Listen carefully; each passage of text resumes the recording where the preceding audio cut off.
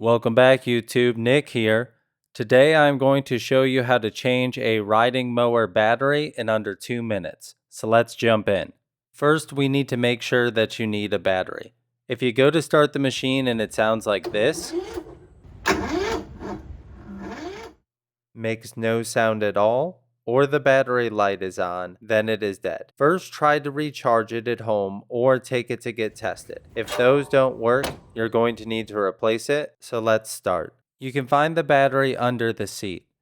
To remove the battery, you're going to need to disconnect the positive and negative cables. On a Cub Cadet, the bolt head is 3/8 inch and the nut is 7/16.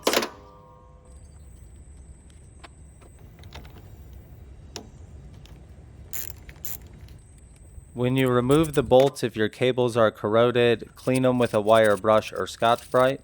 Mine does not have the battery safety retainer. You can see the grooves, so all I need to do is lift it out. I am replacing my battery with one I bought off Amazon. It is the same size, 200-volt cranking apps, and was reasonably priced. If you want to get the same one, I'll put a link in the description. To install the battery, you're going to drop it in and then connect the black cable to the negative side and the red cable to the positive.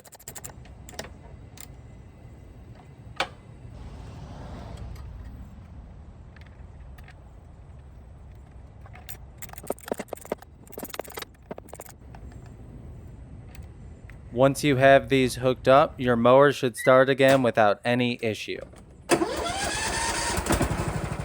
There we go, mine's running again without issue. If you want the same battery, there's a link below. If this was helpful or you have questions, let us know in the comments. Thanks for tuning in, and we'll see you the next time our equipment breaks.